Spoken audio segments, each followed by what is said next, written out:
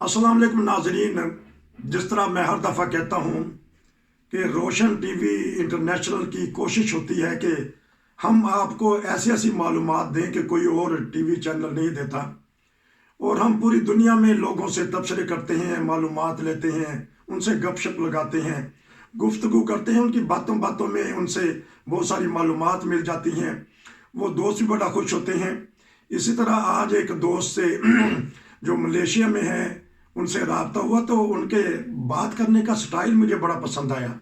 जब उन्होंने एक दो बातें बताई तो मैंने कहा कि ये बातें तो पूरी दुनिया को पता लगनी चाहिए। उनके बताने का तरीक़ेकार बड़ा अच्छा था। इस तरह फिर मालूमात भी होती हैं। और जिस तरह मैं पहले भी दरख्वास्त करता हूँ कि गला ख़राब है, लेकिन बाज़ प्रोग्राम करने पड़ते हैं दोस्तों को बताने के लिए। इसलिए अगर आप भी कोई प्रोग्राम करना चाहते हैं नाजरीन, तो व्हाट्सएप पे मैसेज कीजिए, हम इंशाल्लाह आपकी मालूमात लेंगे। क्योंकि मलेशिया एक ऐसा मुल्क है कि जहाँ मुख्तलिफ ममालिक के हर मज़हब से ताल्लुक़ रखने वाले लोग आके असाइलम लेते हैं, और वहाँ से फिर आगे उनको भेज दिया जाता है। क्योंकि मलेशिया ख़ुद असाइलम नहीं देता, हम ये भी पता करेंगे, बल्कि जो अक़वाम मुत्तहिदा के अदारे हैं वहाँ वो उनके ज़रिए वो कई केस वगैरह लेते हैं। मलेशिया के अलावा भी थाईलैंड भी है, श्रीलंका भी है, और दूसरे ममालिक भी होंगे।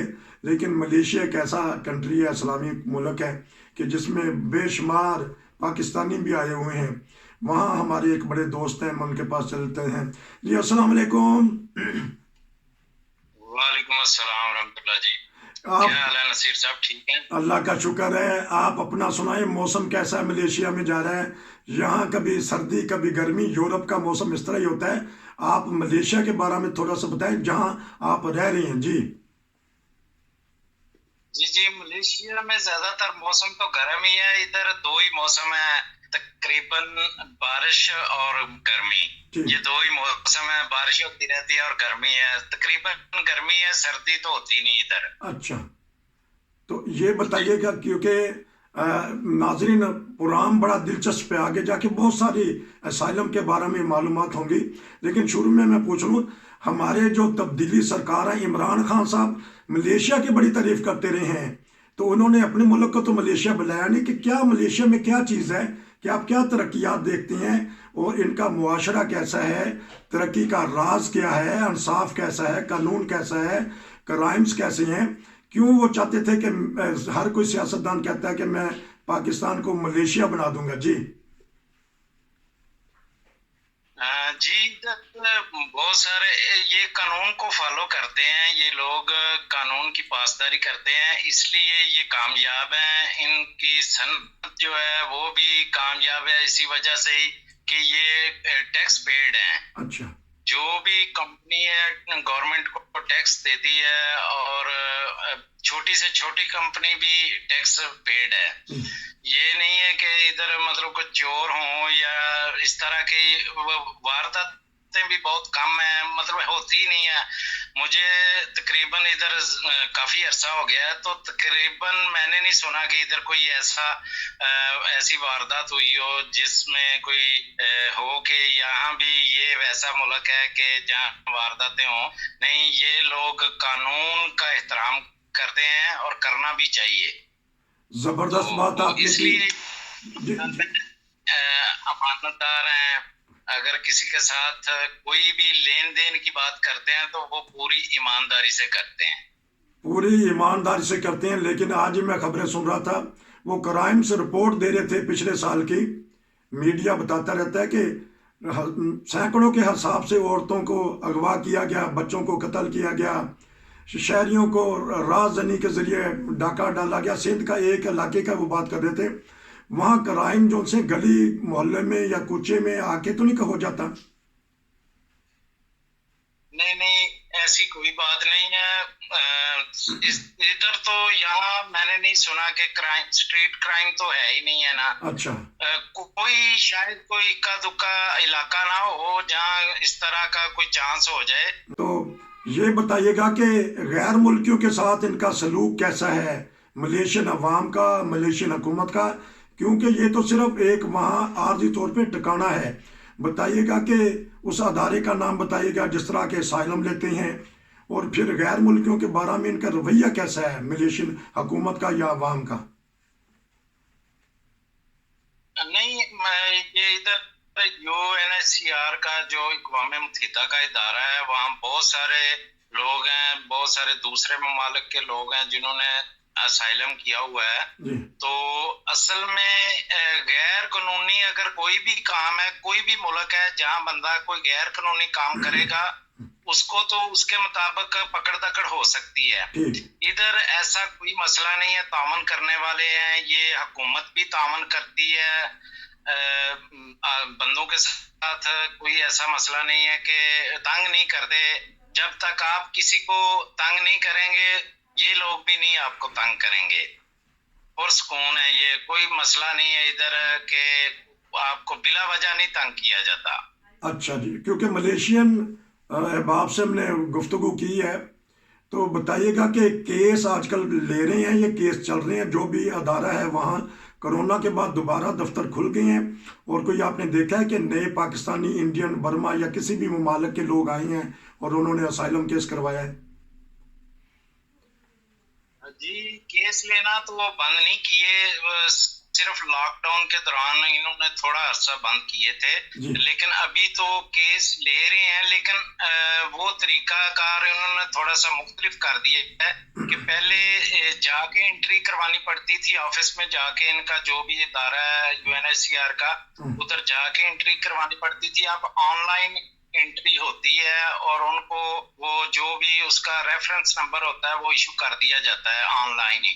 ٹھیک. تو لے رہے ہیں، کیس لے رہے ہیں. پاکستان سے بھی آ رہی ہے عوام ابھی بھی جو اپنا ادھر کیس اندراج کروا رہی ہے، اسائلم کر رہی ہے.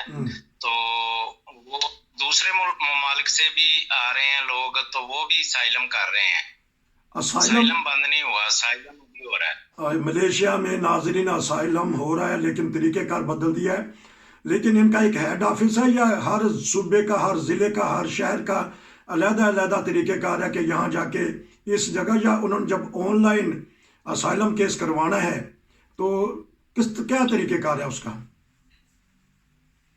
وہ ایک ویب سائٹ ہے ان کی، اس پہ جا کے آپ نے آن لائن ہی اسائلم کرنا ہے. جو ان کی ریکوائرمنٹ ہے، ڈاکومنٹ ہے، اس کے مطابق آپ نے وہ فل کرنا ہے. تو وہ پھر آپ کو فوری طور پہ وہ ریفرنس نمبر جو ہے نا ایشو کر دیا جاتا ہے، اور اس میں آپ کا موبائل نمبر بھی نوٹ ہوتا ہے. اچھا. وہ پھر رابطہ کرتے ہیں بعد میں وہ ڈاکومنٹ کے لیے نا.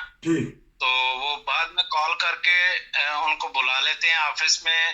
چونکہ جب سے یہ لاک ڈاؤن ہوا ہے، کرونا کا یہ وبا شروع ہوئی ہے، اس کے بعد انہوں نے تقریباً آفس بند کیا ہوا ہے. عوام کا رش وغیرہ جو ہے نا ادھر نہیں ہوتا، اس لیے جس کی اپوائنٹمنٹ ہوتی ہے اس کو کال کر کے ہی بلاتے ہیں، یا میسج کے ذریعہ اس کو پیغام دیتے ہیں، میسج کرتے ہیں، ٹیکسٹ کرتے ہیں. اس پہ ٹائمنگ ہوتی ہے، اس حساب سے وہ ڈیل کرتے ہیں.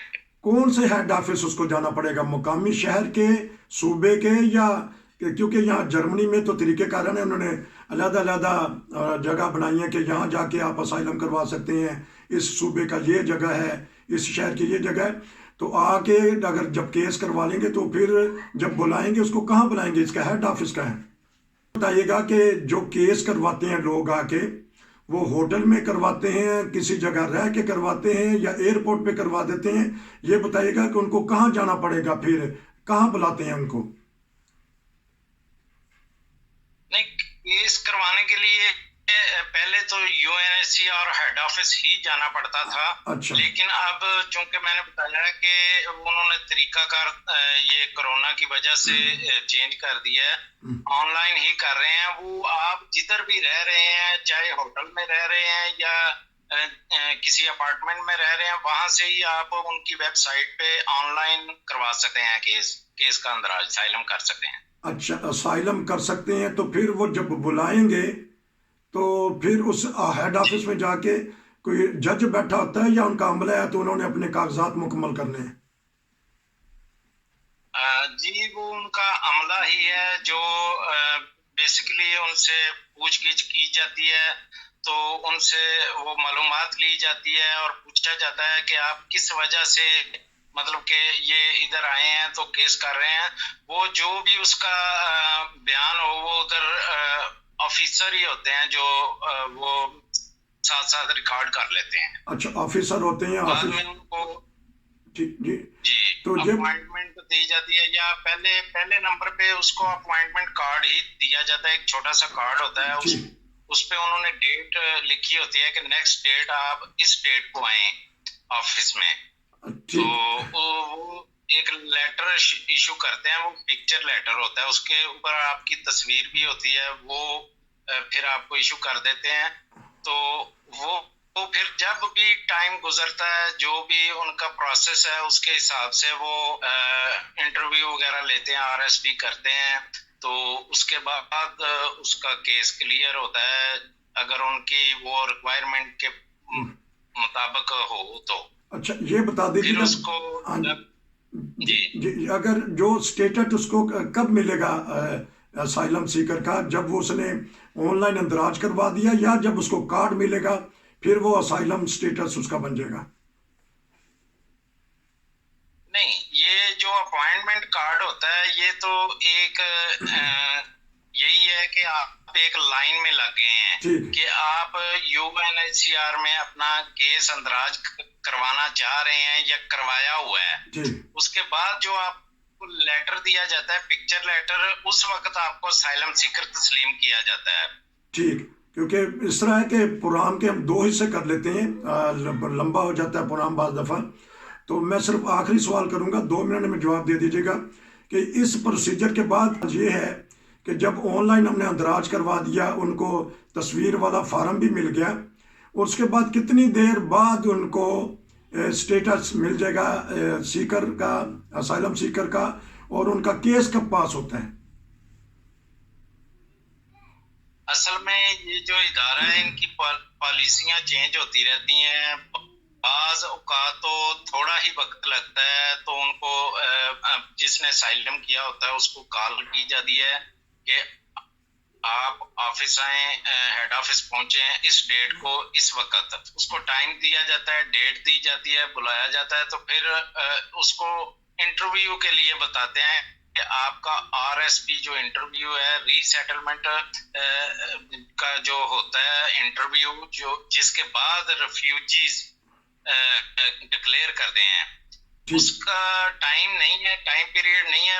یہ ان کی پالیسیاں چینج ہوتی رہتی ہیں، پالیسی کے مطابق وہ بلاتے ہیں. تو پھر کئی ایسے لوگ ہیں جن کا جلدی کیس پاس ہو گیا ہے، کئی ایسے ہیں کہ 7-8 سال کے بعد ابھی تک ان کا انٹرویو نہیں ہوا. اچھا، تو اس طرح کرتے ہیں کہ پروگرام اسی پہ ہم ختم کرتے ہیں کہ بہت سارے لوگ جو ہیں ان کو جلدی ان کا کیس پاس ہو گیا. بہت ساری دوست ایسی ہیں جن کے 7-8 سال ہیں. ناظرین، ہم اگلے پروگرام میں اگلے حصے میں کریں گے بات کہ جب کیس پاس ہو جاتا ہے تو پھر وہ جو چاہنے والا چاہتا ہے کہ میں کسی یورپی ملک میں چلا جاؤں، ری سیٹلمنٹ اس کو کہتے ہیں، وہاں وہ طریقہ کار کیا ہے، اور آج کل ری سیٹلمنٹ ہو رہی ہے یا نہیں، اس بارے میں ان سے پتہ کریں گے کہ ان کے کیس کا کیا بنا، ری سیٹلمنٹ کا کیا بنا. بڑا ہی اہم پروگرام ہے، اگلا حصہ بھی اگلا پروگرام کہہ لیں گے ہم اس کو. آپ کا بہت شکریہ، ہم ملیں گے آپ سے اگلے پروگرام میں. نصیر کو اجازت دیجیے، السلام علیکم.